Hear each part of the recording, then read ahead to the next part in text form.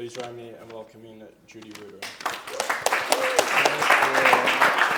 I gotta shorten up that bio. Oh, it's fantastic, but why? So I'm just gonna, ask Jodi a few questions just to get us really comfortable, because I think that it's really amazing that we have this opportunity to have Jodi here. And I know there are aspiring journalists in the room, or journalists already. We've got several here from the YDN. And so I figured we'd just get comfortable, and then we'd open up to Q&A. Maybe, let's see how we go. Does Great. that sound good? Sounds good. So your career is expansive. It's every journalist's dream, probably every writer's dream. I mean, can you tell us a little bit how you got started? I mean, being managing editor of YDN to where you are today, I mean, that's a huge spread and amazing. Like, I had a million questions. didn't even know where to start. So we're gonna go and see how it goes. But I think that would be great for everyone. Sure. Yeah. I was when we were talking about correspondence, I was gonna say, so my father died a year ago, and we've just moved my mom into like an independent living community, and so we've been cleaning out their house. And it's been amazing to find correspondence from our past and from our ancestors' past. And one of the things I found was my college recommendation by my high school journalism teacher, who thought I was really, really awesome. Wow, you never saw the letter? You didn't? No, I did see it. Had No, seen yeah, it. I had it in my You house, had it, but I okay. hadn't seen it in 30 years. Okay. Wow. Anyway, so I started doing journalism, the point is, when I was 13 years old. I'm the youngest of three sisters. My second sister had taken the journalism class when she was a junior, said it was the best class at the high school. You could take it anytime you want, so I took it as a freshman. I was hooked. I was editor of my high school newspaper, and I really loved it, but I did not think that was what I wanted to do with my life. In fact, or even in college, I thought I wanted to be a lawyer and a senator. Oh. That was my very, it's very Yale, right? To be like, yeah, I want to be a senator. Although it's funny, my roommate from Yale just was confirmed as a federal judge, so it happens. But it was funny, I remember very clearly in my interview actually for Columbia, I said I wanted to be a lawyer and a senator, and the person was like, maybe you should go into journalism. Like, we have a lot of lawyers, we really need good journalists. And I was like, no, no, no. And then I remember very clearly when I was a freshman here, I went to the first meeting of the Yale Daily News, and those of you who works at the Yale Daily News? So, it was up in the boardroom, which looked even stuffier then. It now has a lot of lighter pictures, but it was very imposing, this big wooden table. Anyway, and there were 60 people there, and the editor, Chris Sheridan, we all went around the room, and of course everybody had been editor-in-chief of their high school newspaper. That was not very impressive. And also Chris, who I adored, kept saying how you didn't need any experience at all, and no experience necessary. And I'm like, I have all this experience.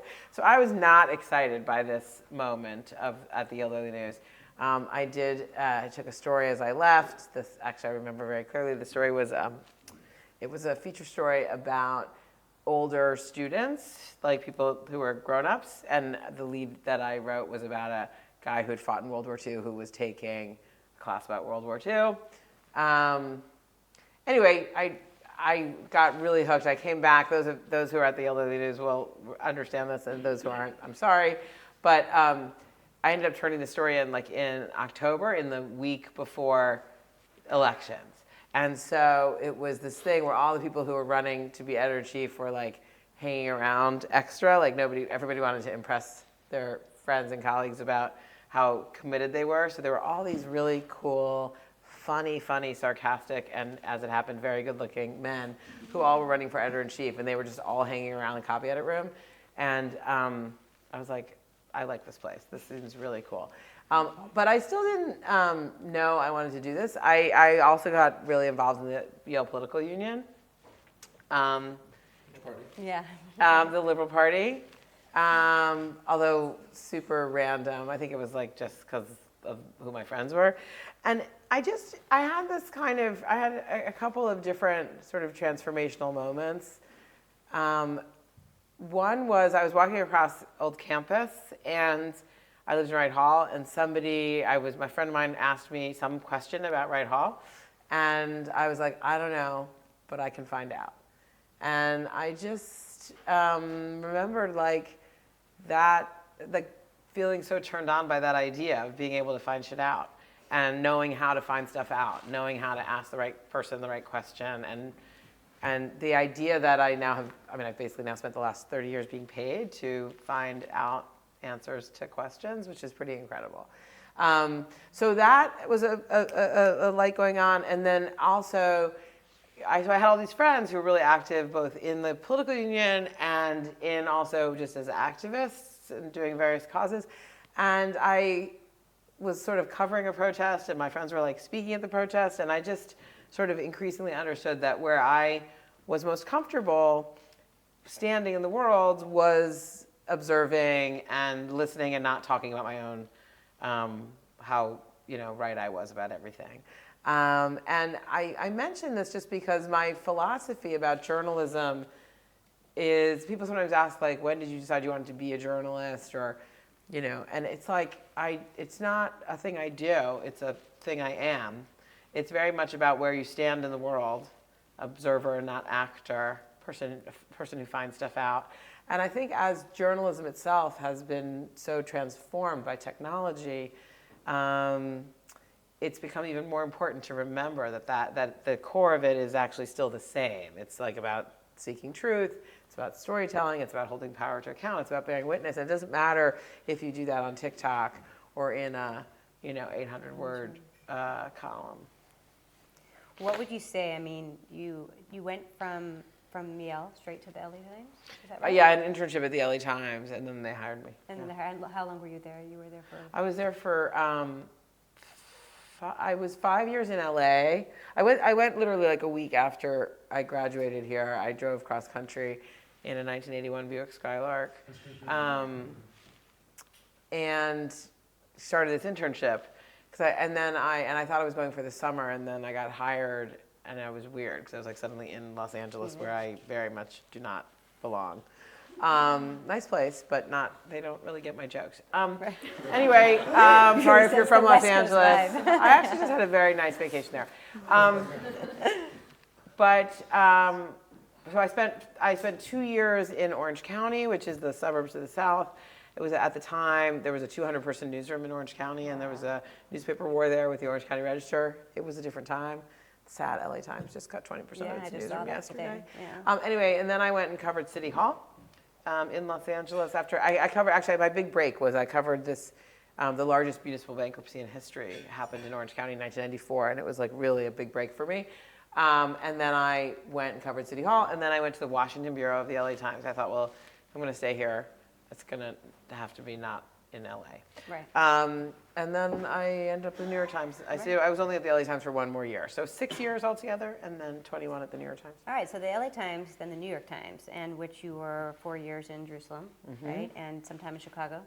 Yep. Covering elections, starting incredible things. You won, I guess, NewYorkTimes.com, the first Emmy for 1 in 8 million, which is incredible. My kids were just giving me crap about my Emmy is not very polished or something. Like I've let it turn. Oh gosh, it's like a patina. Like, I have an Emmy. Shut up. Exactly. For those of you who haven't seen 1 in 8 million, it's about the kind of everyday life of like the New York region. I guess 8 million.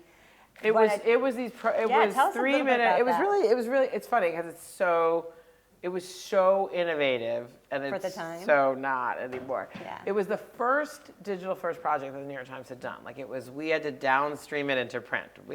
And it was these things called audio slideshows.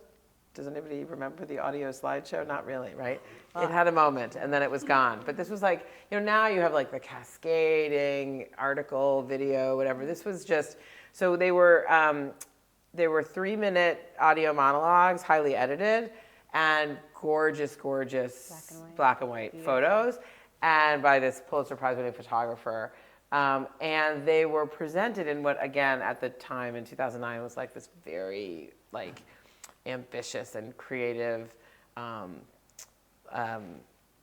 interactive. There was like this the photos cast. We did it. We did 50. We did it for a year, so it was over 50. There were 50 of them or 55 of them, I think, and they would like cascade by and then stop on the one. And anyway, they were, and the point was that they were about regular people. So we had three rules. What was very interesting about this project was there were these new people coming to the Times who had different backgrounds and different skills, and there were these two young women who had this background in audio, but they didn't really know how to like do the Times, you know. So I was the sort of traditionalist I was the executive producer. They knew I didn't know anything about audio. I did one myself to be part of it, but I was just the one who was supposed to make sure that like the stories sort of held up to time standards. But anyway, we had 3 criteria for picking the people. They had to live in the 5 boroughs of New York. I'm going to forget the third one. Oh, they had to be a good talker. You had to sound good in audio. Doesn't matter if you have a good story if you can't talk. And they had to have never had their name appear in the New York Times before, or really in any paper. So, and that was like surprisingly hard. But the idea was to get out of the of that familiar, the people who we always cover. And so they were really everyday people. And the idea was obviously everybody has a story. Yeah. I also invented, some people, I don't know if you guys are like Times obsessives, but people are always very excited when I say that I invented the Sunday routine, the column in the Metropolitan section of what people do on Sundays. Anyway. No, that was great. I was reading a story of a man, Mr. Cotton, who was a grandfather in the Bronx. This is, I mean, if you had a chance to check out this project, you should.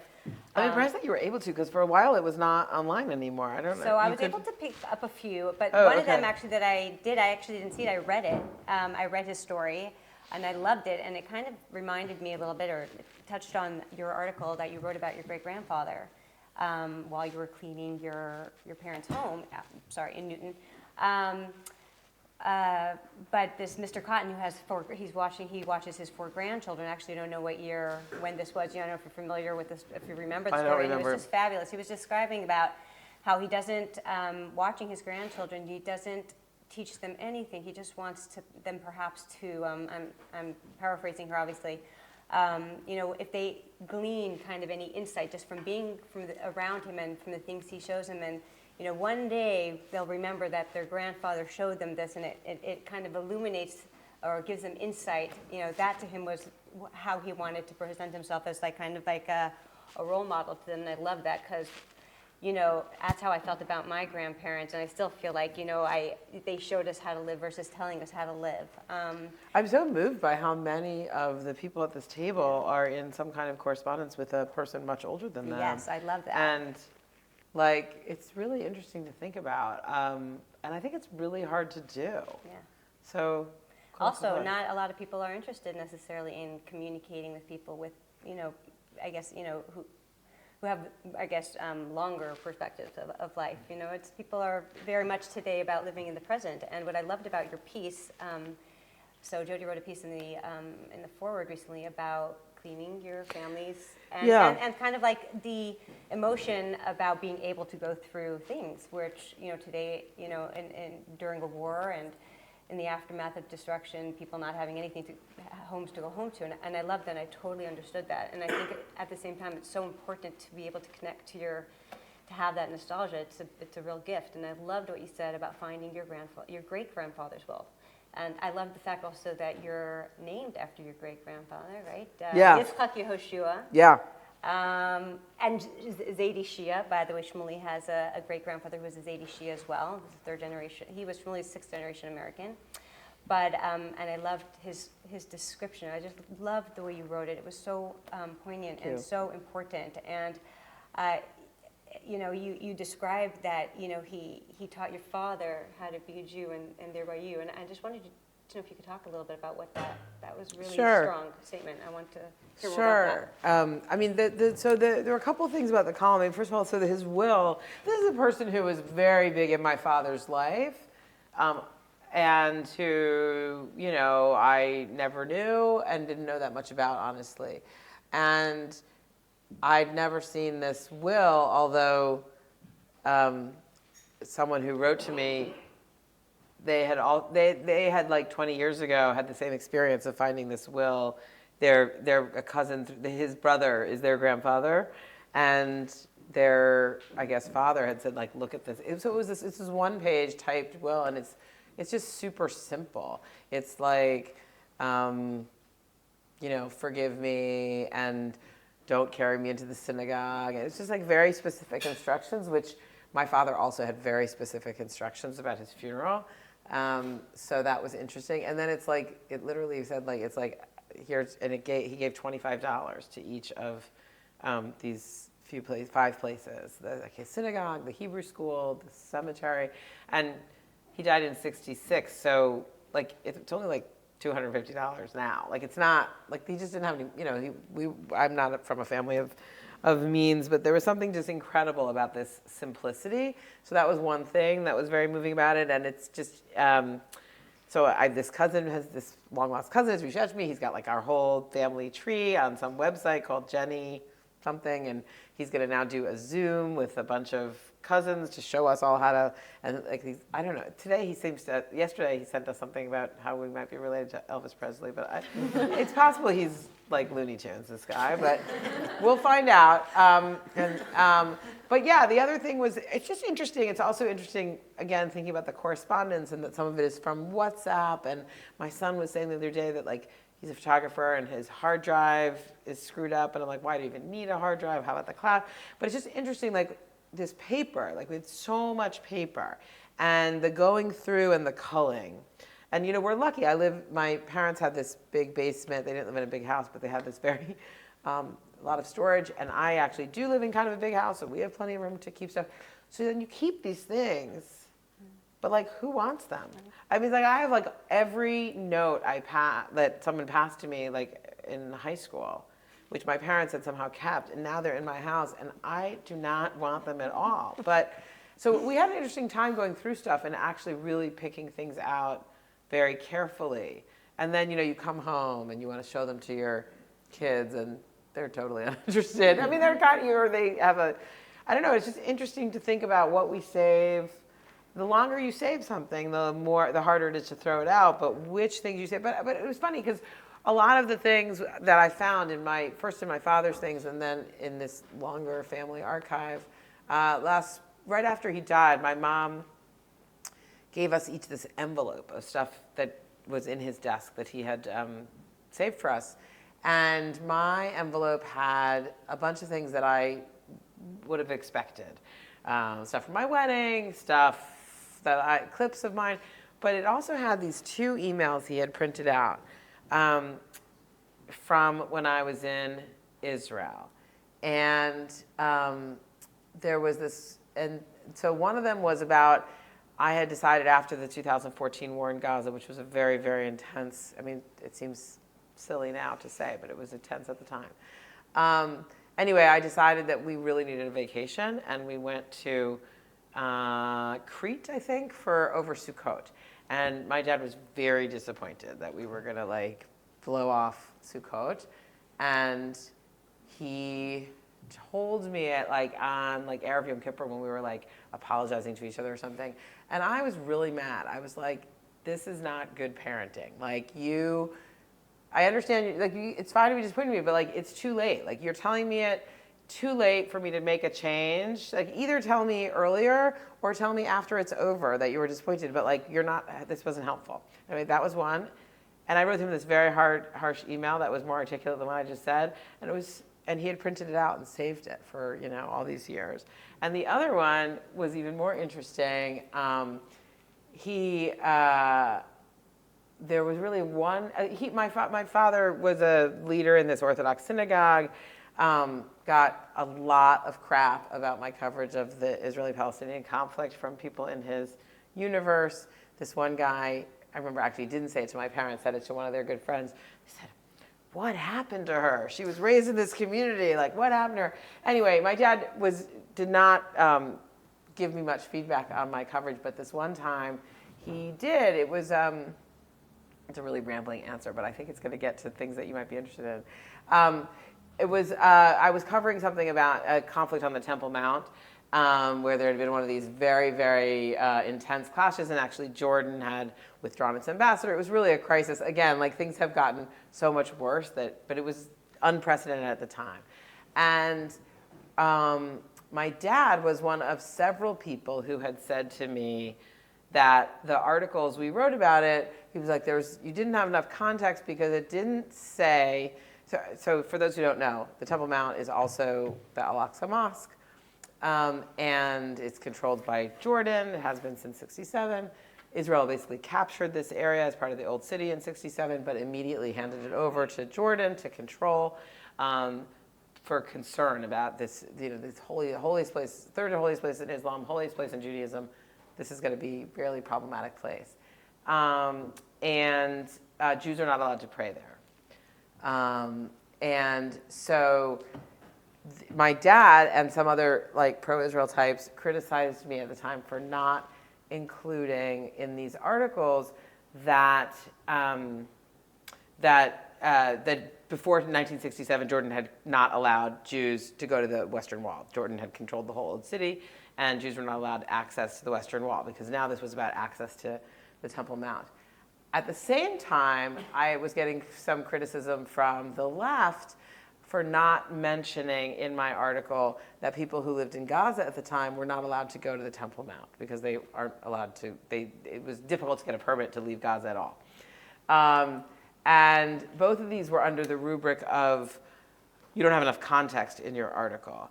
Both of these things also seem to me to be not at all like essential to an article about like Jordan withdrawing its ambassador over this clash. And this question of how much context to put in any individual article in the New York Times about the Israeli-Palestinian conflict is a perennial question. So I'd really gotten into it with my dad. I'd written him this very harsh email back. And again, he'd printed this out and saved it. And I thought it was quite a thing that he had saved these emails where I was like, being kind of mean to him, but also being kind of forceful. So I don't know. That's really interesting. He left them to you. They were just in his. No, they were. He had just kept them. He hadn't laid. He printed them and kept them. He'd printed them. They were in his Jodi file of.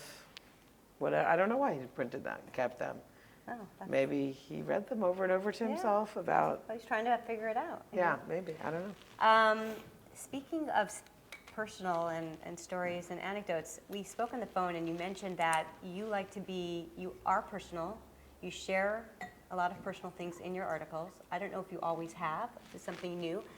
But that sometimes you get pushback because of it. And I'm wondering, as somebody in the profession of writing, and how do you balance, is there a balance between, how do we balance professionalism and personal within writing and journalism? And do we have to? I mean, today, it's interesting because I meet young people who, when they're in their job and they're in their office, they have a whole different persona than they are when they're not. And their voice changes, their mannerism changes, they're different people. I literally can get on the phone with somebody and her voice is different, and once she secludes herself in her office by herself, her whole body and her mannerism on the phone changes. And I'm wondering, you like to blur the lines a little bit there. You're getting some pushback. I personally love it. I think it's really great that you can be your whole self all the time. Have you always been that? Was that something new? That's a great question. I mean, I do really believe in the idea of bringing your whole self to work. And I'm really unpretentious and believe in sort of transparency. It's part of a kind of radical honesty philosophy that is very rooted in journalism, I think. And my husband says that I have no orange cones in my head, like the normal things that stop people from saying things that they shouldn't say, I don't have.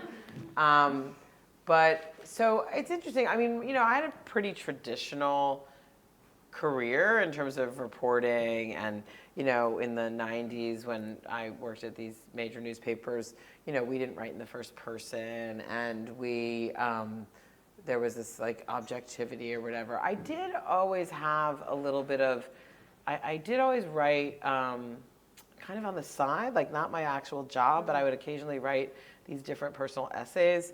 I wrote about my grandmother, my great-grandfather's daughter, excuse me, who she was getting married for the 4th time, and I wrote about her. I wrote about her weddings and about how like I was afraid when I was 29 that she had like, or younger than 29, I guess, but she had used up all of her weddings and started in on mine or whatever. And the headline was "When Harry Met Goldie," and it put all of her wedding pictures, and that also led me to this really interesting correspondence. Someone in LA who saw this photo was like, "We must be related because your grandmother's wedding photo was in my house. Like, who are you?" And this was like before all those genealogy websites started. I also wrote. I at some point did. I did the Atkins diet in like I don't know when, and I wrote this essay about like how the lead of it was about like all the eggs that I'd eaten and anyway, I wrote this essay, and it was very funny because it was very like out there. I was talking about losing weight and blah blah blah. And my boss and real mentor at the time was Ethan Bronner. And as soon as the essay ran, I got this call from like, I don't remember, I think it was NBC News. They like wanted me to be on the nightly news to talk about my essay. And Ethan, I think very smartly I was like 30 years old, and I think he very smartly was like, I don't think you really want to be on the national news talking about losing weight. Like, you're a very serious journalist. Like, why don't you wait to get on the national news about like what your actual work? And that was not a bad piece of advice. But when I started writing this column for the Forward, a couple interesting things happened. I mean, when I came to the Forward, people wanted me to write like editorials, and I'd never really written opinion before. I'd done a decent amount of these first persons, and we had started to bring the first person into reported pieces and serious pieces, but I didn't write opinion. I was a news reporter and editor, and I didn't know what to do. People were like, you have to write these opinion pieces. People need to know what the editor of the Forward says about thus and such. And I didn't have it in me to write a like, here's what you should think about X political thing, about intermarriage. My predecessor had written like, she's really opposed to intermarriage. And she was like constantly writing editorials about why intermarriage is bad. And I was like, I just don't think that way. I don't really want to tell people what to do. Right.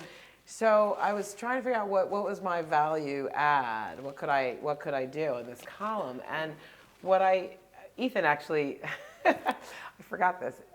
Ethan said to me about a year into writing the column, he said, "You've perfected the genre of the news and me," which of course was not a genre, or is not a genre, but that's what I basically do is I try to connect like whatever's happening or whatever I decide to write about with like my experience as a journalist, like this profile I did last week about the Gaza woman, like her sister is a stringer I worked with in Gaza, so I know her. And I wrote a column earlier in the war about Al-Shifa Hospital when the IDF took the hospital, because I've been to Al-Shifa a lot, so it connected to my own experience there. And sometimes that's about my kids. I also think that a lot of the world's problems are best understood at the kitchen table. You know, I think that when you talk, I might write a book in this franchise, but during the 2021 conflict in Gaza, my daughter said to me, she's like, she said, you have to do a column answering people's questions, kids' questions about Gaza, because all of my friends have all these questions, and like, they don't have anyone to answer them. Like, you're answering to me at our breakfast table. So I did. She went out and collected a bunch of her friends' questions, and I did a column like that. And I've now done, I think, 3 kids' questions about Israel and Gaza. And it's super interesting. But I just think that, like, I think people, I don't know, there's like a false detachment between what's happening in the world and what's happening in your life and your experience. And I think connecting it makes it more relatable, makes it more memorable. I also wrote, people thought, I wrote, I think in the fall of 2021, I wrote a story about my fertility journey. I have twins, as I said. I always used to tell the joke, I've been pregnant twice, I've had 2 abortions, how many kids do I have? Because I had a traumatic pregnancy that I was advised to terminate, and then after I did did IVF and was pregnant with triplets, and the numbers on triplets are very bad for the babies and for the mom. And so I was encouraged to do a procedure called selective reduction, which is also an abortion. Anyway, so I wrote this piece about I thought it was important to write a piece, nobody talks about those abortions, really. And, 1 in 4 women have had an abortion in America, and many of them are really, kind of routine and very normal people. I mean, not like some tragic circumstance. And so anyway, I wrote this long piece that everyone thought was super brave, but it was also very matter of fact, I think. I think the headline was something like "My Abortion Story" because it's true and real and people shouldn't be afraid to talk about it. Right. Was it hard for you? It was, I think, was it hard to write it? I mean, it was, I write my columns really on Friday. I almost never write a word of them before Friday mornings. I do it in this very compact, and that week I did do it earlier. I wanted to make sure it got edited. I think one of the things that was hard about that, my kids, was, we'd always been pretty honest with my kids. They were old enough to now hear the whole story, but knowing that this was going to be written, and that this would be the record they would refer to back about it, I think I was worried about that a little bit. I don't know. I thought it was important, but it was definitely new for me to do that. And again, it's important for me. It wasn't a story about like abortion should be legal or Roe v. Wade is great. It was just a story about here's what's true. Yeah, it's nuanced, very. I hope so. Yeah. So I guess before we open it up a little bit to questions, I wanted to just dive into. I was going to ask you about your highs and lows in the industry, but we can get to that too. But being that we are, October 7th, we spoke, the other day when we were talking, and you said that's essentially a lot of what you're doing, what you're reporting on, and you're writing for, and you're editor-in-chief of a Jewish journal now. Is this a lot different, covering this for many reasons? But since leaving the Times and now, being the voice of a Jewish paper to the Jewish world, but also as a Jewish paper to the world in a very critical time, and something that even our generation, our parents' generation, we haven't witnessed. And how has that been for you personally? How do you navigate that for yourself as somebody in the industry, but also as somebody who's covered beforehand for a different type of paper? How is it different now? And as editor-in-chief, is there certain, not control, but is there a certain narrative that you'd like to kind of present, being that the response to October 7th has been nothing we could have ever dreamed as far as, we're on campus here. Yale's been interesting. We've had other campuses that, I don't have to elaborate on that, but we are dealing with things that we have never had to deal with, not in our generation. And the reality is that I'm not sure. I don't know if any of us know exactly how to navigate the rising anti-Semitism and anti-Israel sentiment that we're seeing in ways that we never thought, in ages that we've never seen. Just to give you, to speak with, for me, I think the most concerning. And I don't know if you're hearing about this, just you think about students in in the medical school, and you think about these are future doctors and nurses who have unbelievable responses to women who were, such violence against women who 5 minutes ago, literally, we were marching in the street to end violence against women, and something about the story about women and children, and it's just not something I don't think anyone has encountered in this degree of the inability to really call it for these many organizations and institutions who have been standing up for women and have suddenly gone silent. And how are you navigating this, Jodi? I really want to know. I mean, it's funny because it was a pretty intense fall, and a lot of people would be like, how are you holding up? And I was very aware that as challenging and intense as my current job is, it was a lot simpler than my prior job and Can you than talk about than that? Patrick Kingsley's job as the Jerusalem bureau chief of the New York Times. It is a very, very, I mean, it's just, first of all, just an enormous amount of work, and the scrutiny is relentless and mostly not in good faith. And so it is a really difficult, that is an even more difficult job. But it's been, I want to talk first about the Forward, and then we can talk about the New York Times if you want. But I mean, it's been a really, so the Forward is founded as a socialist paper, but it's really a non-ideological paper. Now I like to say, it's not a paper, it's a digital outlet. But anyway, I like to say that the only ideology is that of inquiry, and it really is the only Jewish outlet that is independent, with the exception of maybe the Jewish Telegraphic Agency, which is like our wire service. And it's really committed to being broad-minded and to having, particularly in the opinion section, having kind of all of American Jewish diversity really represented. Religious diversity, racial diversity, political diversity, geographic, generational, all those things. And so what that means is that, you know, you're definitely not going to agree with everything in the report. You're going to see yourself hopefully reflected in what we publish and also really challenged by it. And so, you know, we had a day last fall where we published on the same day big, thoughtful, smart, respectful, well-argued opinion pieces by Yehuda Kurtzer, who's the head of the Shalom Hartman Institute, and also by Yonah Lieberman, who's one of the founders of If Not Now. And those two guys, you know, don't sit in the same room. And I thought that was really, I think that's really important. Look, I think what's been really interesting for me, I don't think I understood this about Jewish journalism until October 7th. And I'm not even sure this has really happened before. But one of the American Jewish responses to October 7th was really a drawing closer to people's Jewish identity. People drew closer to their Jewish identity. Some people drew closer to Israel. Obviously, there's also a lot, and I know you see it on campus, of the opposite. And a lot of those people, and like these are like my friends, my kids' friends' parents from synagogue in Montclair, New Jersey.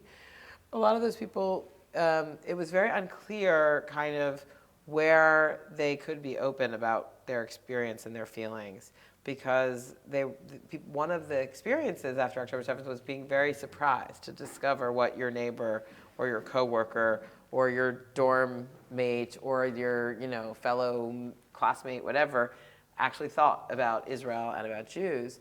And I think a lot of American Jews found that they wanted the true story. They didn't want like propaganda. I mean, a lot of people do want propaganda, but some people didn't. And they also wanted it to be Jewish. They wanted to be in like a Jewish space. So what's interesting, it's always very interesting when our story, our niche story, is the main story, which it has been now for the last few months. And we know that our readers also are reading the New York Times or the Washington Post or CNN or, I mean, also obviously TikTok, but also like Times of Israel, Haaretz, and Jerusalem Post. So what value are we adding to that diet? And I think the two things really were, we've really tried to provide some clarity amid all the chaos that is online around this war, including a lot of just really bad faith disinformation. But we've done that in a Jewish way. So we're going to tell you like what the Talmud has to say about X or Y. We're going to talk about, when we talk about the things around genocide, like we're doing this from this perspective of our history.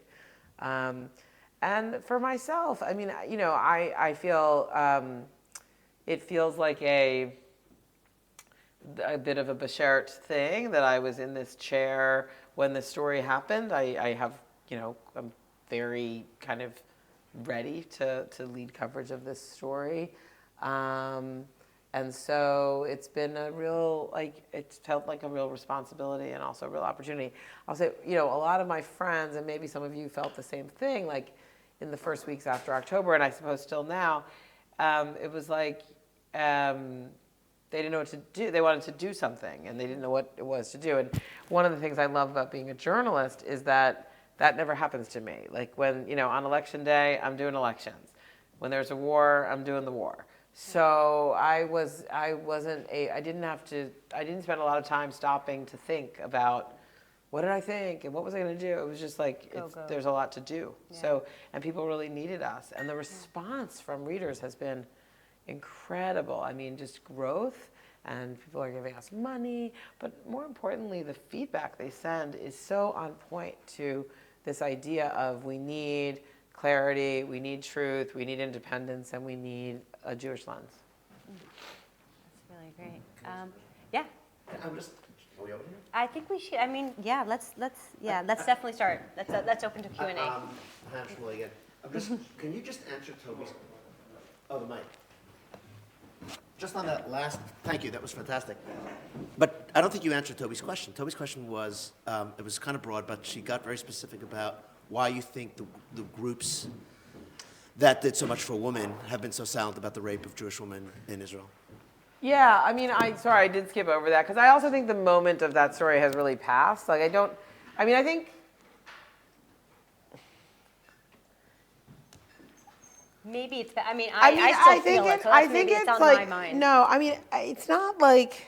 And women around me. I mean, the hypocrisy. We're talking about the hypocrisy. Yeah, no, I get it. Except I also think, I totally get it. But I don't know. I also think that most reasonable people totally know there was rape and have acknowledged it. And I mean, you're right. The mainstream women's groups took a long time. And that was really upsetting, and UN Women in particular. And then there was this big campaign against them, and now they've all kind of acknowledged it. I also think there's something else going on, though, that I think that there's a thing that's happening, I mean, with Israeli Jews in particular, maybe with some Jews here. It's like people want to feel better about. So I think that, like, I think there's been, I don't know. I don't think there was ever a moment where any reasonable person didn't understand that there was a horrible terrorist attack that was barbaric and brutal and inhumane on October 7th. People were, I mean, there was besides the rape, there was the grandmother who was killed and put on her Facebook. There was beheadings. There was babies. And I think that the fuss over exactly how many of this kind of brutality or that is a little bit like, what's the point? Like, there was a really brutal terrorist attack. There has also been a response that has been devastating with a very high death toll. There still are these more than 100 hostages still in captivity. Israel does not have a plan for the day after that is at all reasonable. Like, all of those things are true. And the right thing to do, the Jewish thing to do, I think, is to look at all of those things and to try to grapple with all of that complexity and difficulty. And I think some of the people, not you, I'm sure, who want to focus on why X or Y celebrity or X or Y group isn't talking enough about the rape of the women on October 7th is like a little bit of a deflection. Like, and also, I mean, the New York Times did this really amazing story led by a friend of mine, Jeffrey Gettleman, about the rape. And it included a bunch of stuff about why the evidence was destroyed exactly or ignored. And one of the reasons why there was, I mean, President Biden talked about rape on October 10th, on Tuesday, in his very first speech. Actually, when he talked about it, the IDF had not confirmed that there was any rape. So he was like, he and Netanyahu were ahead of the evidence, which was never to say, when we wrote a story saying that, which we got some crap for. I never occurred to me that there hadn't been rape, but it was interesting as to why, how it got ahead of its own, of the evidence. But I think, like, I don't know, I feel like this is a little bit of a sideshow, and I feel like some of it is about, no, I think the obsession about which women and which women's groups had which kind of response is a bit of, like, it's like to make us feel better about how victimized we were. And I think, like, I don't think there is any politician in America. I don't think there's any serious person who does not understand that there were rapes on October 7th. And that it was brutal. And I'm not disagreeing with you that in November there wasn't enough attention to it. But I feel like it's like I'm kind of over that. I've moved on from that moment. I feel like there wasn't enough attention, and then there was more attention, and we all know there was rape. And why are we still talking about it? Yeah, let's open it up. Awesome. Thank you so much. Should I use the mic? Oh, yeah, please. Thank you. Thank you. That was fascinating. My question is about the Jewish and Jewish newspaper and sort of how you think about your audience. Because, 100 years ago, yeah, the Forward was a socialist newspaper. It was taking very particular stances in labor controversies, legal controversies.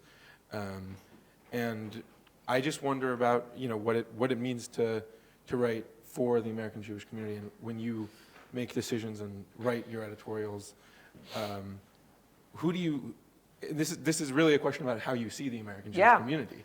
It's a great question. How it's changed, how it's constituted today, and how you see the newspaper sort of in dialogue with it. So just first of all, very brief history of the Forward, founded in 1897 by immigrant socialists, and it was wildly successful for 50 years. It was published in Yiddish. It was a broadsheet in the 1920s. It had more readers than the New York Times. Wow. It had editions and bureaus in every major Jewish city in America and in Europe.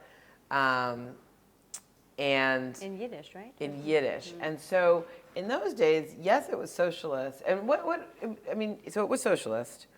But I think that's actually the least interesting thing about it in terms of how it's different from today in some ways.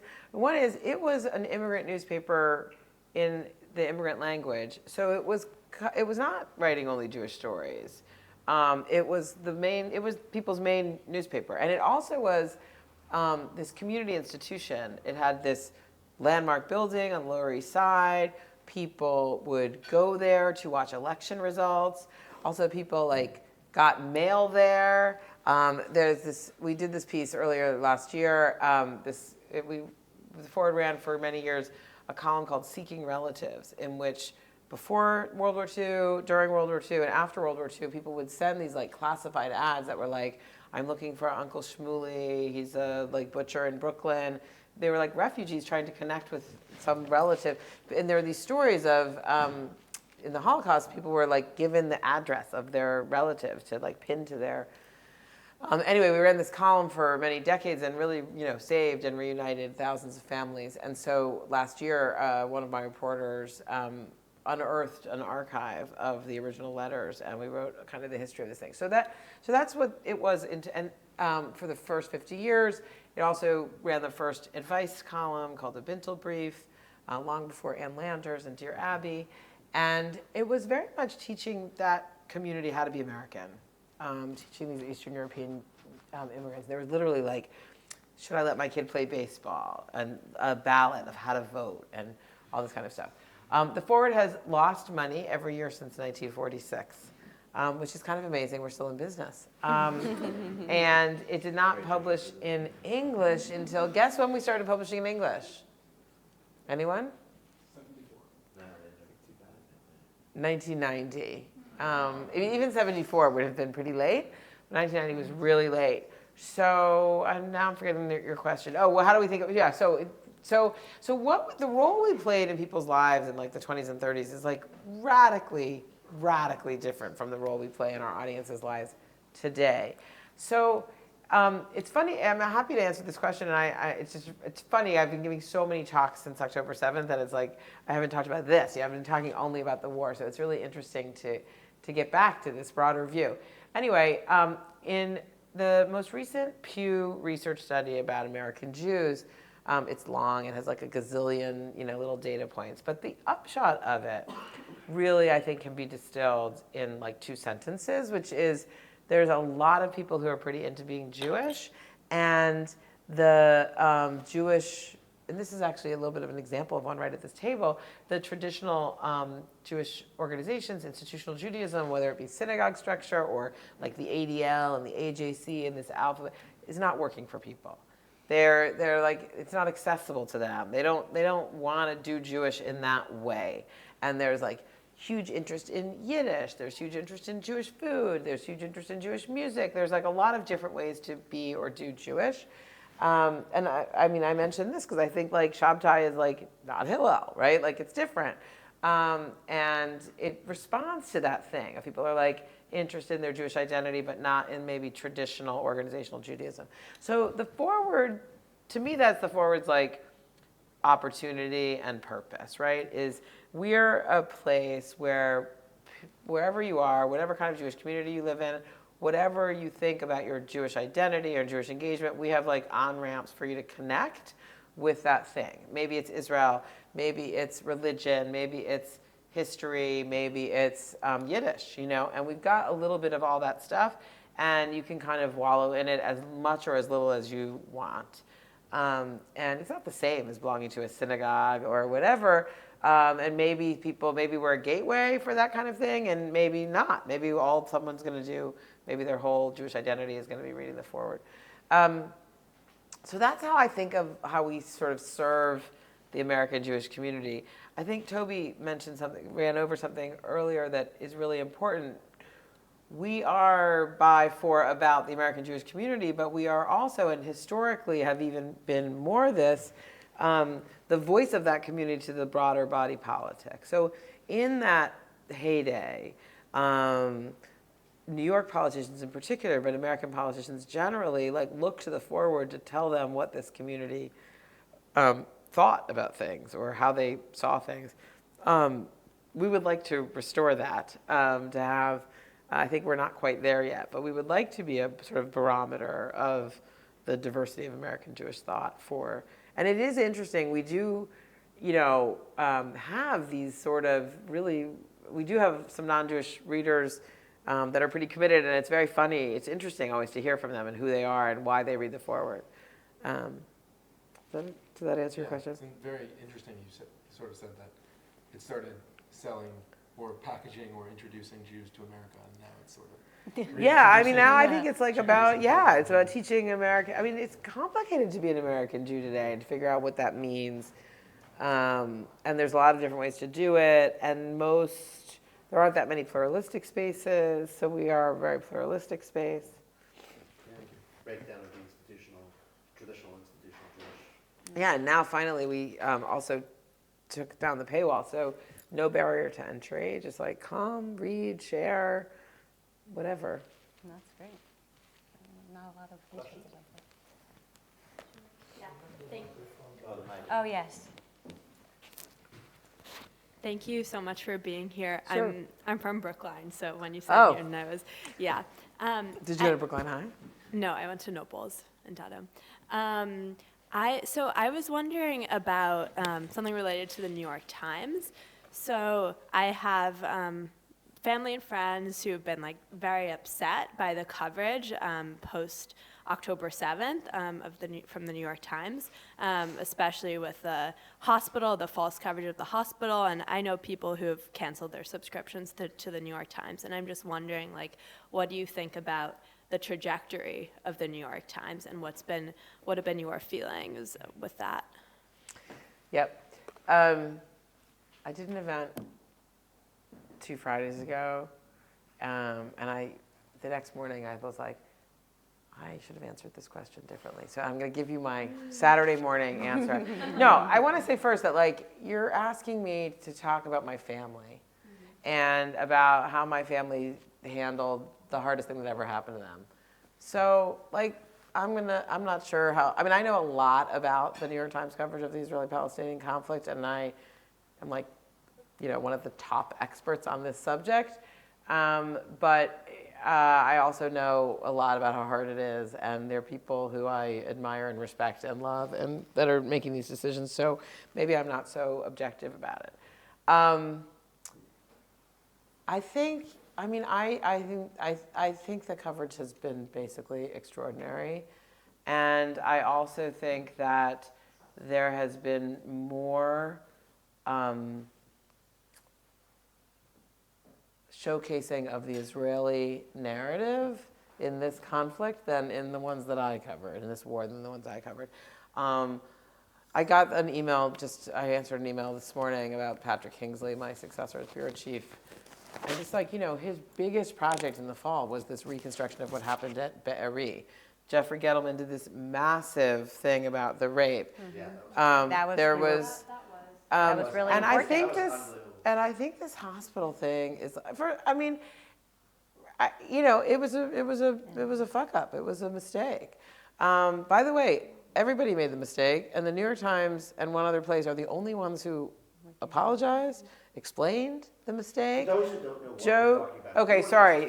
So, yeah. Like in the third week of the war, there was an explosion at a hospital in Gaza, a small hospital, and the Hamas immediately put out a announcement that it was a strike by an Israeli airstrike and that 500 people were killed. And numerous publications had a headline like that, including the New York Times. The New York Times, it was like the banner headline on the live blog. It said 500 killed in an Israeli blast, Palestinians say, or something like that. That was on a Wednesday, and on the following Monday, they issued a long editor's note saying that it had been a mistake. The headline was changed within an hour or so. It was when Biden was on his way to the Middle East for his first trip. The Arab Street erupted in protests, and he ended up changing his itinerary and didn't go to Jordan, and I forget where else that he was supposed to go. Ramallah.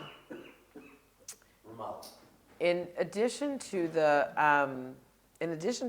editor's note, the editor of the Times, Joe Kahn, also did a 20-minute audio interview explaining what happened, and then later on, Vanity Fair published an article that they got leaked the internal Slack messages of how the decision was made around this headline. And it revealed that there had been a substantial debate around what the headline should say and how big it should be, but that the debate had been at a pretty low level. And one of the things that Joe said was when this debate is happening, I need to know this is happening. And so anyway, one of the things that I think is really specious that people have said about this incident is that the protests on the Arab Street were caused by the New York Times' screwed up headline. That is just patently not true. They were caused by the Hamas messages on Telegram. And one of the reasons it's patently not true is because it didn't change when the headline changed, or when there was a lot of traffic on Twitter being yeah, they've changed the headline, it's not this. It turned out only a dozen people were killed also, and they were in the parking lot, not in the hospital. The people on the social platforms that were going out and protesting in the streets were denying the things that were said on social once it was corrected. So I don't think that the New York Times is responsible for those protests. I guess part of the question is what people think the New York Times is for and what the readers bring to the experience of reading the New York Times. And a lot of American Jews think this is a Jewish paper that is for them, and it is not. I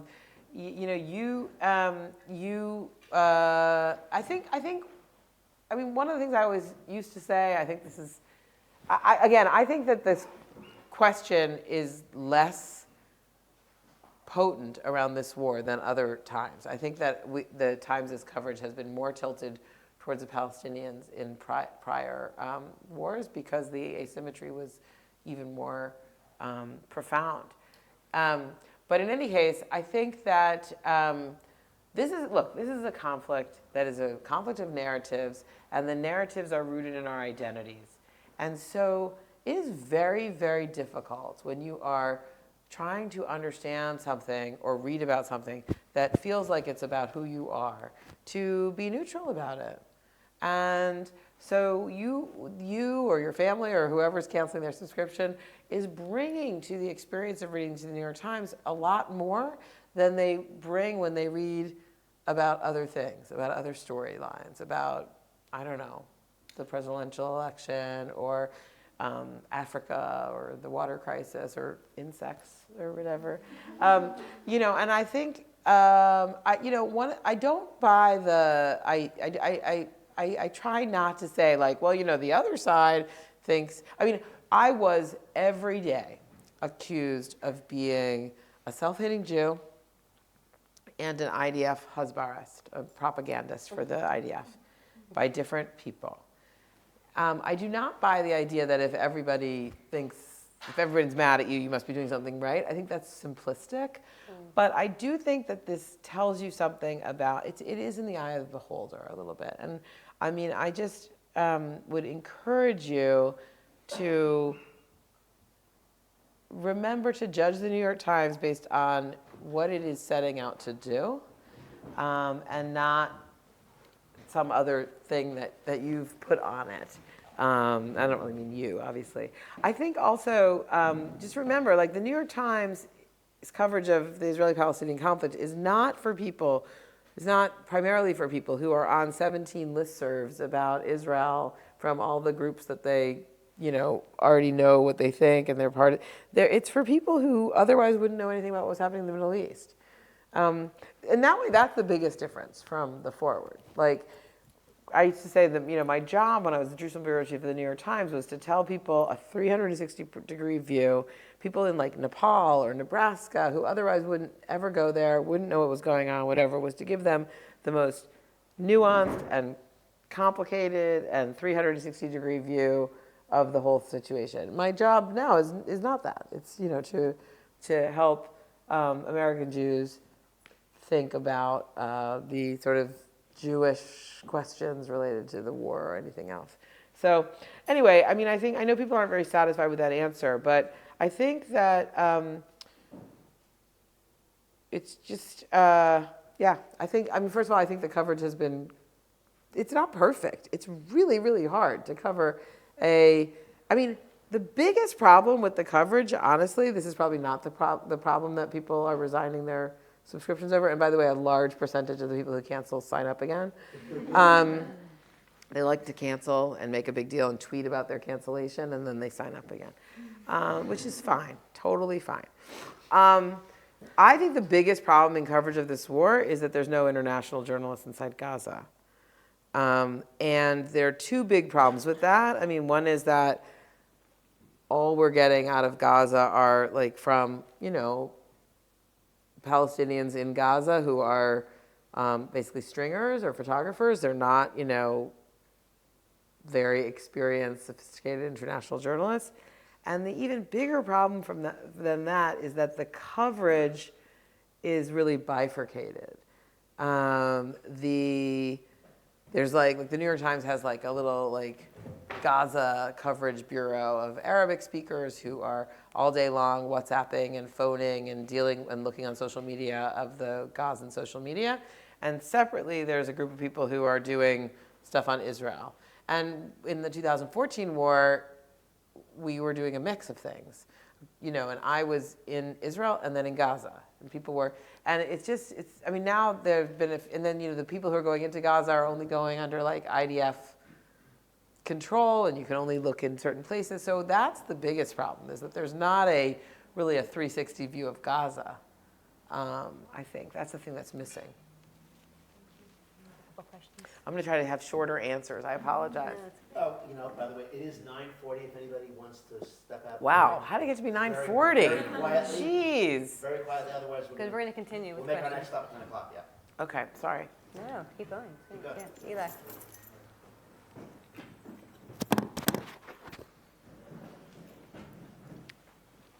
Thank you for being here. I'm not a journalist, but I've enjoyed hearing about your experience. It sounds like it's been difficult and fulfilling. And we, although not the New York Times, have had our fair share of drama with Israel-Palestine and news coverage at the university here. I have heard. I know, and I thought that you might have, and I wanted to get your opinion on it, which is that there was a big controversy about, some articles had descriptions of rape that were then removed, and it went crazy on conservative Twitter and the alumni. And I'm just curious, from your perspective, someone who's a professional in the field, what were your thoughts watching that? Do you think that it was overplayed, underplayed, appropriately played? what words of advice would you give to students who are not in journalism when they're looking at student journalism, to student journalists themselves? Any reflections that you have on the situation would be very thanks. interesting to me. I mean, I have not reported this out, but I did hear, I mean, I think there were also like really serious death threats against the editor, right? And like somebody like, then they papered her house or something like that, right? With some kind of. Is that true? I- We have editors here. Were there death threats against the editor? I think so, yeah. By Yale students? I have heard that there were some threats against the editor, and there was. And some real harassment in any Yes. case, right? So, I mean, that, I would just start there to just say, like, that is just freaking crazy. And I mean, I feel like I mean, there's so many really terrible things that have happened. Obviously, October 7th itself, a lot of the war. But also, like, the things that have happened on American campuses are, like, mind-boggling. And I would say that the doxing and harassment is, like, maybe the worst, you know? I mean, I think that there's just, at some point, particularly in the academy, but really in the public discourse in general, the idea of terrorizing people based on what they say. I mean, even more so for journalists who are trying to like make sense of what's happening on campus, but even for activists. I mean, I just think that it's just like not okay to make expressing a view or practicing journalism or practicing activism a thing that is dangerous. And I mean, that is just like really un-American and un-Jewish and all of those things. So that I think is maybe the most troubling. I think what happened here, and there have been a few other campuses where this has happened, and you know, there was a story a few years ago at Northwestern, not about the war, obviously, but there was some kind of protest on campus, and the paper covered the protest, and they took some photos of some kids at the protest, and I think the kids were maybe like climbing over a wall or like some kind of like maybe trespass. They were doing something not cool. Maybe it was at the president's house. I can't remember. Anyway, they ran a photo of this and got criticized for it, and then they took it down, which was not the right choice. And they got the editor of the Northwestern. The person has turned out to do fine, but got really like the professional journalism world kind of ran down on his head. And I guess I feel like that sounds like a little bit of what happened here too, is like it can be, look, it's very hard to do this work under like intense activist pressure, and particularly when they're not good faith actors, when people are not interested in journalism, not interested in truth, not interested in diverse opinions, they're just interested in I want everybody to hear my side. And I think that it sounds to me like the decision to take it out was a mistake, but just probably under great duress. And Could you explain what that means? To take out the story of rape because there's duress, what does that mean? I'm not sure that I'm the expert on what happened here, but I think like there was I mean, if some. an editor chooses to not talk about the rape, what? But that's not what happened. There was a column that was published with a mention of rape, and then there was like pressure put on the editors, and they took it out. Right. What And kind then of they duress put it could you be under to take out the fact that somebody's talking about rape? I mean, what are you saying? I'm saying that people were like, I think the people, I don't know what kind of exactly. I mean, does anyone here from the YDN know what the pressure was? I don't know. Yeah, so the issue was, it was an attribution, a question of attribution. So there was a link that was under the keyword, there was a link there that linked to an Atlantic article. That there was some debate and question about whether or not that actually did properly, sort of support the claim that rape occurred and things like that. So it was going back to like the questions about, what things can be said as statements of fact, and how it is that you link it. And what I mean by If they couldn't establish it as a fact at the time, therefore they no, sorry, that's not my understanding, and I could be wrong. Is like so, you're going through your process of editing the story and weighing this question of what a proper attribution is, what you want to link to, whatever. But my understanding was that there was public pressure from campus around after it was published to take it out. And that there was like, it became the focus of an activist campaign that was, I think, probably not about what the truth was, but was about this. I mean, one of the things that is incredibly frustrating is the way that people want to turn this conflict into like a basketball game where it's like my team, your team, and it's all about scorekeeping. This came up in this thing with my dad in the Temple Mount. It's like, if you put in one more thing that was the bad thing the other team did against my team, then this is a good article. If you put in fewer things that are bad for me and more things that are bad for the other person, that's bad. That's not a good article. And I think this kind of scorekeeping is reductionist. It totally misses the complexity of this conflict. And when one of the things that has happened long before this war is that a lot of activists in this conflict have taken undermining journalism as a weapon in the conflict. So the idea of a letter writing campaign, or maybe it was a protest outside the building, I don't know what it was in this case, but when the editing of an article and the choices about what the right attribution is or whatever becomes a kind of pawn in a political activist campaign, good journalism does not result.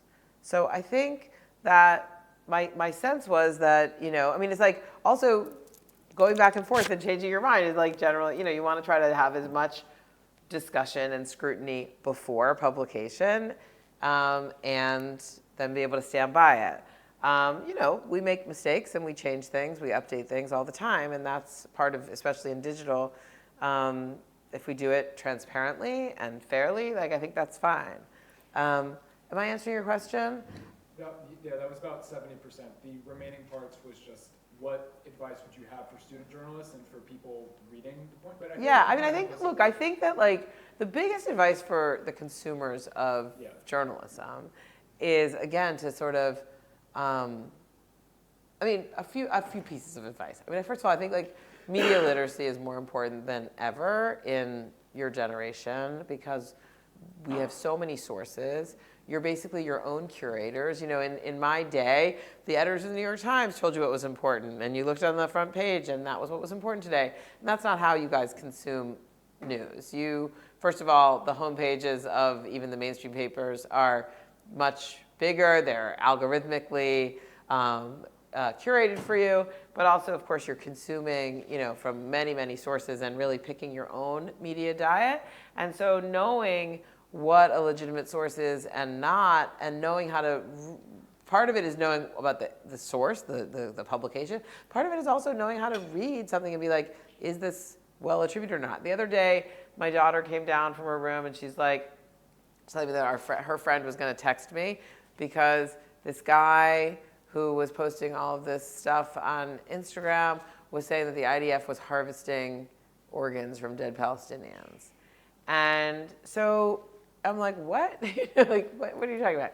So we Googled it, and, it was like, okay, this comes back to this thing called Euromed Monitor, which is like an activist, leftist organization that has really no credibility. But even if you look at the report that it was citing, it was air. There was nothing there. And finally you'd go like 3 sources down to, there was something in the 1990s where there was an admission that nobody was killed to harvest their organs, but there was like somebody was taking corneas from dead bodies to study the corneas or something. It was like it was so distorted.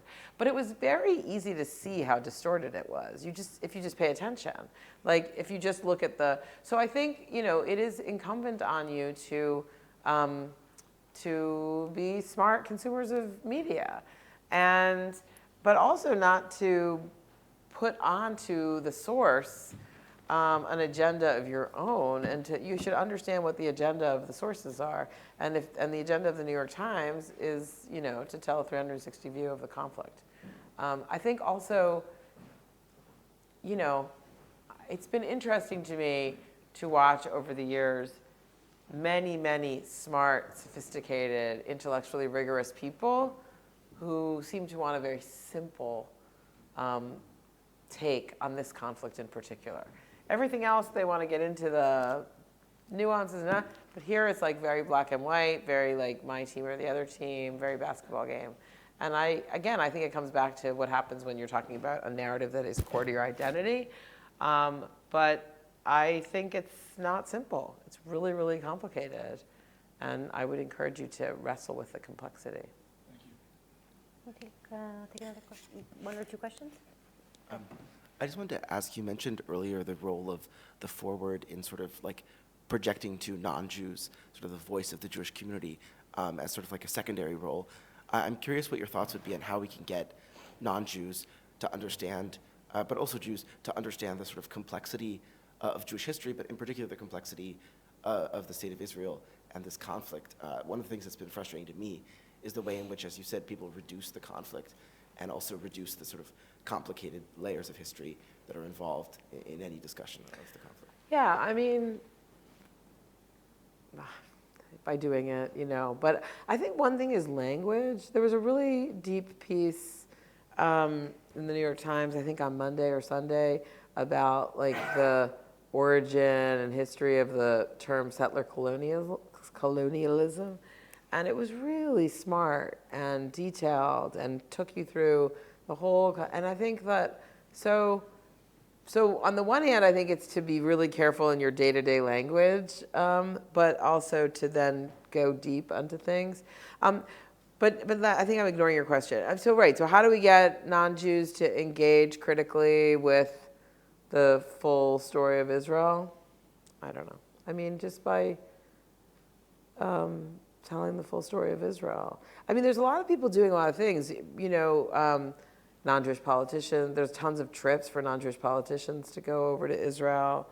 I think, I don't know. I guess what I would say is that I would encourage you not to respond to oversimplification with more oversimplification. I think that a sort of, from the river to the sea, like responding to a from the river to the sea thing with a Israel right or wrong thing is not I don't think it's gonna help. So. Abe, final question, unless we. It's a lot of questions. What time is it? Mine's very quick. How you're doing, Jodi. I don't think you mentioned why you left the forward for the time. Why I left the Times to move forward. Oh, sorry. Yes. Yes. Why did you leave the Times for Yeah. forward? Gabe asked me this before, and I said temporary insanity. I mean, right, why did you leave the most successful news organization with the biggest platform in the world to run a scrappy, deficit-laden nonprofit that has a tiny audience? Yeah, I don't know. For less money, with a big 30% pay cut, why'd you do that? Good question. I was having a midlife crisis. It was a few reasons. It was a few reasons. No, I've answered this question many times. Come on, Jodi. But I don't think it's not succinct enough. I need to be succinct. So there are a few things. One was, I was involved in a lot of really important conversations at the Times and contributing meaningfully to them. And if I wasn't there, it would have been fine. You know what I mean? Like the Times is like wildly successful, and You didn't feel like you were adding? it's just like there wasn't.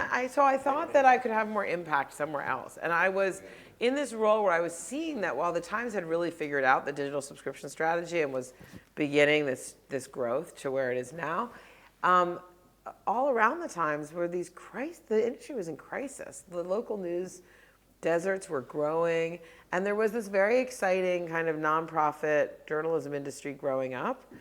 And I just thought, like, maybe I could have more impact over there. And when this thing happened at the Forward, where they decided to go all digital and they fired their editor-in-chief and they were looking for a new person to run it. I mean, actually, I knew the CEO publisher, and she just asked me to go to lunch to give her some names of potential people. And I did that, and then I sort of Dick Cheney'd myself I was just very compelled by her vision, and so I was like, well, maybe I could do this. I also, I kind of missed the Yale Daily News. I was at this big place. People were praising me for knowing how to get ideas through the bureaucracy, which was not what I'd gone into this for, being like good at navigating the place. Felt sort of empty. And I thought it would be fun to try to run something small again. And it has been really fun. And now this last few months has felt enormously meaningful and important. And I've felt like I was in the right place and at the right time. But it's also, lonely. And I miss at the New York Times, it was very difficult to get new ideas approved. But when you did, you had this incredible team of people with all different skills to maximize the idea. At the Forward, I can do whatever I want, but we have to do it by ourselves. It's like go find an app that can do that. It's just like all very scrappy. And so there are there are benefits and drawbacks of every job. I think was trying to be, I don't know. I wanted to not care as much about the brand name. A lot of people ask me why I would. It took me a while to realize it, but I realized after a couple of years that maybe people thought that I had something bad had happened to me at the Times. That was not the case. They tried very hard to keep me. They said, my career was very bright. They have tried to bring me back multiple times. And I may yet go back. That's nice. Yeah. I left there in great stead, and I love the place. It's filled with flaws. It is a flawed, messy, complicated place, but it is an amazing miracle every day also. So I miss it, but I like what I'm doing too. And, life is long. I believe in life. Amen. I'm now saying all the same things I said to you, Gabe. But, chapters, right? Like, we have chapters in our lives. So this is what I'm doing now. I think there was two more. You have your hand up? You okay? You Yeah. did it? You did or you didn't? I can ask it. I have questions I can answer, I don't think. Good. And somebody did one thing with it? So we'll do two more. Yeah. So we already talked a bit about both like fragmentation of audience bringing their identity, and the importance of language. How both as somebody who's trying to read or like somebody that's trying to write a piece, do we write something that tries to communicate an idea when there isn't really a shared language? When like, for instance, like my parents can't agree on like what an idea means. Like, how do we try to sort of even talk to each other or even try to communicate back and forth when I think I'm saying something and the person listening thinks I'm saying something very different, even though we're using the same set of words? I'm not sure I understand, but I'm going to try. I think one of the things I'm hearing in your question, I think it's one of the questions is like it's always like, who's your audience? Who are you trying to communicate with? Who are you writing for? And people can do whatever they want, but what I really believe in is writing for a broad audience. And particularly, I'm not quite sure what the point is of writing something to sort of impress people who think like you do or who have the same experience as you do. Or to rally those people around. There is obviously a point, but it's not like a real journalistic point. I think, my goals are to, I always say that, I think the goal after you read an opinion piece should be to have the reader say, I never thought of it that way. Not like, I don't think it's realistic. I don't think it's that interesting to be like, yes, to have that reaction of like, yeah. Sometimes it is really lovely to read someone who's managed to articulate what's in your heart and you hadn't found the words or the way to say it. So that is a good reaction as well. But I think that the sort of, sometimes like on MSNBC, it feels like it's just preaching to the choir, kind of cheerleading. That's not very interesting to me. Nor do I think it's realistic to think like, you're going to write something that's going to make someone who really fundamentally disagrees with you be like, man, I've been wrong all along. Like, sign me up for the other party. Or that's not going to happen. So it's all about like enlightening or making, I mean, I think it's not even, it's just about making connections for people to be like, huh, I never thought of it that way. I didn't know that thing. I never really saw the humanity in that person who's so different from me. And now I understand that this woman from Gaza has this thing in common with this Holocaust survivor. Like, how interesting is that? And I guess it's just like, I think for me, the point of journalism is shining the light, bringing out a story that otherwise wouldn't be told, making connections on things that people don't understand are connected, helping, I mean, it's really simple, helping people understand a complicated world. The world is totally complicated and fucked up. And I think we want journalists to like go talk to people in different places and synthesize it for us to tell us like, here's why this weird thing is happening, here's who's responsible, here's who's, you know, getting screwed, here's where the money is, like those basic things. And I think that like this sort of, when it really gets ideological, it's so much less interesting to me. That's my take. Yeah, this is, if we have time for one more question. Yeah, this is sort of a follow-up to what you were just saying, and also on this point of the Forward serving kind of a broad pluralistic Jewish community. I'm curious how October 7th and the Israel-Palestine conflict has impacted the rest of the Forward's reporting. Both, are there stories that have sort of fallen by the wayside and that you wish you had time to cover, but that have sort of been displaced by just this massive global conflict? And then I'm curious whether and how what's happening in Israel-Palestine has changed the way that you feel about the other stories that you're editing and just the way that those stories get covered. Great question, and it's a great time to ask. In the fall, because I'm really trying to figure out now, like, what's the new normal. You know, for the first 6 weeks, it was just, I mean, there were a few other things, but really we were just doing the war. And to some extent, and then maybe it was, I mean, I think we probably have been 90% on the war since October 7th until the end of the year. And, you know, it's a much, and that includes everything on campus. I mean, it includes all the kind of aftermath and repercussions. And, you know, we made some commitments. We hired someone to be based in Israel. Myself and 2 other people went to Israel to do reporting in the fall. So, you know, we were like restructuring and reallocating the budget to cover this. But that's changing. I mean, I don't know what percentage it is now, but like today we're doing much more not war stuff now. And I think I guess what I would say, I feel like this is a little bit of a zaggy answer to your question, but one thing that I'm really focused on right now is how I think we were at our best in October and November.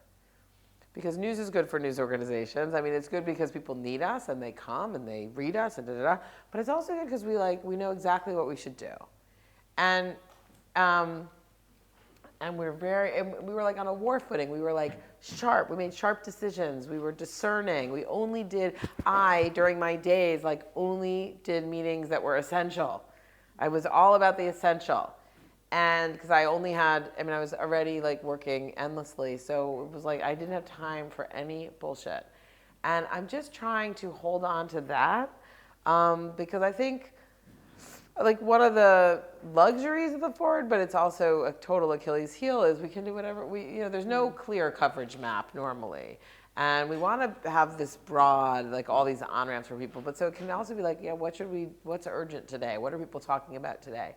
And I really am working hard for myself and for my team to hold on to urgency and clarity of this is worth doing and this is not worth doing. So my answer is less about like the content, the subject matter, and more like the sort of standard. Like we just should only do things where we can really add to the debate, where we can either do a quick, sharp take on the news and what people are talking about right now, or a kind of holy shit conversation-making story that will really like grab people's attention. I want to cut out the mediocre middle, the sort of like dutiful, boring stories that nobody really wants to read. And I'm just trying to stay sharp on that.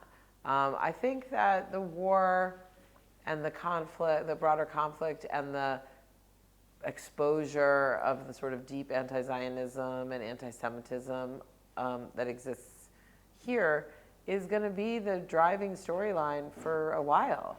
But it's not the only thing. You know, we always think about counter-programming, too. So, I don't know, it's sort of a you know it when you see it kind of situation. But I think there's like always some fatigue around a news story like this. And I guess this goes back a little bit to when we were talking about the rape question. I think that it's clear to me that this is a driving, defining storyline still, but we need to keep pushing it forward. But You know, maybe- what's the next thing? What's the next thing? What's the next thing? And, you know, we're going to see the phases of the war changing. There's going to be elections. There's a lot that's going to... Jodi, I'm not saying, I think you're right and there needs to be broad perspective. I think the reason a lot of people are stuck specifically on this is because it hasn't been dealt with. And even the New York Times coming out 2 months later, which I understand this in deep dive investigative journalism takes time to get all the facts. And that's what I was responding to people who were outraged about the delay.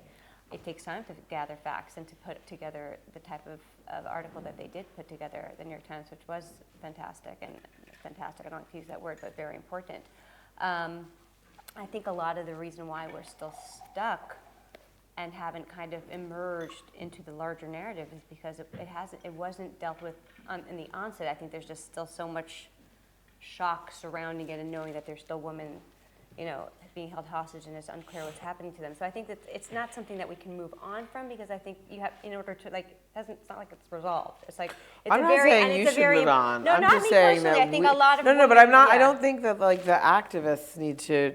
I'm not telling you as a reader, thinker, activist what you should do. I'm just saying we need to. The story is constantly changing. Right. So all I'm saying is that when we think about what is the right percentage of our coverage map that should be taken up with the conflict, it is going to get less, but it's also going to change in its dynamic, I think. Maybe. I'm going to close. So I want to just again thank everybody for coming out and staying a little bit past our usual time. Jodi, thank you for coming. It was fantastic to have this conversation. I think it's a conversation that should continue. And frankly, I think YDN should probably have you back as a YDN event, maybe a master's tea, a manuscript. You said you're a manuscript, so I don't know who's in manuscript, but you should be on campus more often. I think this is the beginning of a much larger conversation with young people.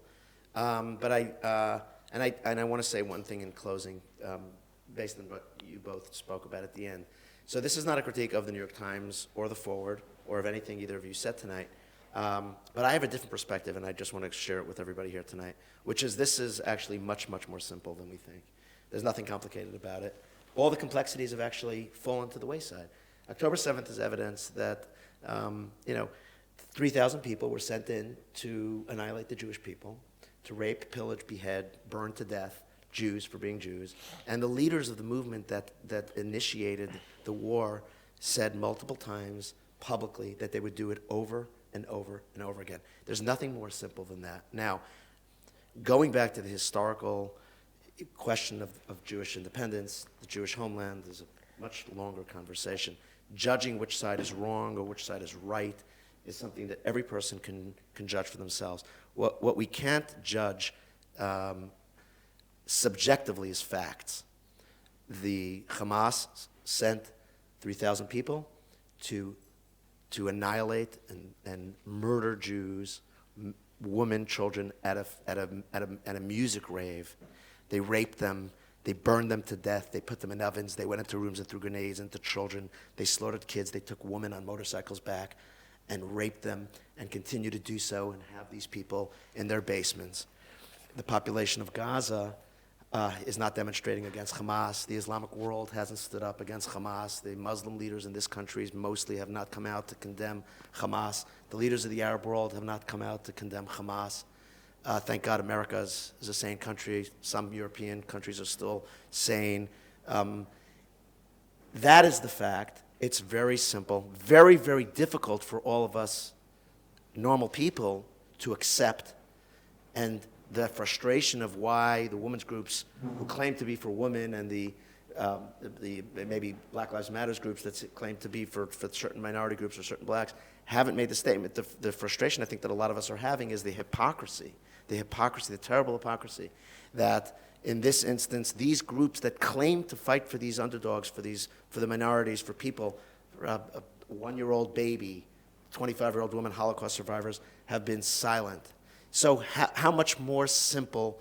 Let me finish, please, if you don't mind. I mean, it's just a, Yeah. If you don't mind, can I finish? I promise I'll let you speak. So it's just where I'm disagreeing with you respectfully is to call this complex. I think most people in this room are very intelligent. It's not complex. It's very simple. Now, if you want to go back to justifying it, or how did it come about, or what could possibly justify something like that to happen, that's the big narrative of Israel and the Palestinian population that lives in Israel and the two-state solution, all those questions. What happened on October 7th, thank God, unfortunately, but thank God, has shown the world the true color of what the people in Israel are dealing with. And unfortunately, it's spilled over to the world of what the Jewish people are dealing with. And hopefully, the more simple we can actually narrow in and focus in on it and understand what it is, the faster we're going to solve the problem. That's my opinion. So all I would say is, I don't disagree with your characterization of the straightforward horror that happened on October 7th. But it is beneath you to suggest or argue or present that slice of the story is the whole story. There's a lot of things that happened before October 7th, and there's 109 days or whatever, 110 days since October 7th. And so to say that it's simple because this horrible thing happened on October 7th is really reductionist. So it's not about justifying what happened on October 7th at all. It's just about seeing the whole picture. So there's a big picture with a lot of parties and history and ideology.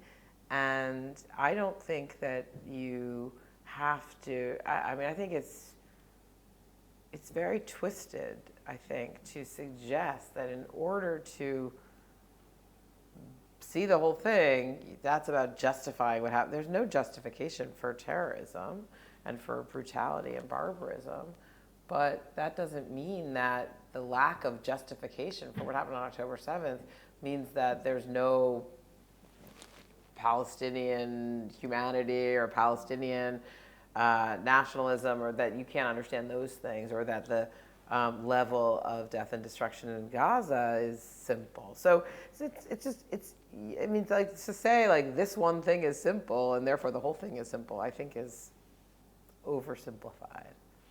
So. To be continued. Yes. Thank you.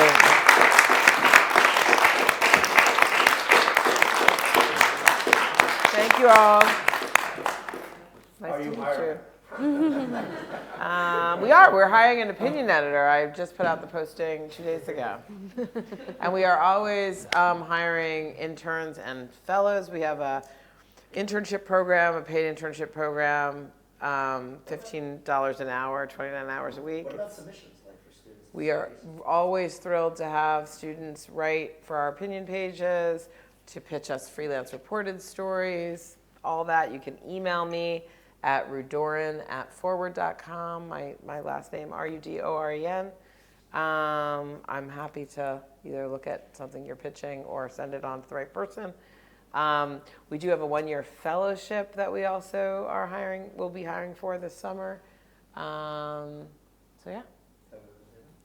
No, I just wanted to thank you so much for coming. Thank you. you. This is really amazing. I think you have so much to offer as far as journalism. I don't think I've met somebody with that much experience. In all the years that we've had a lot of journalists come up.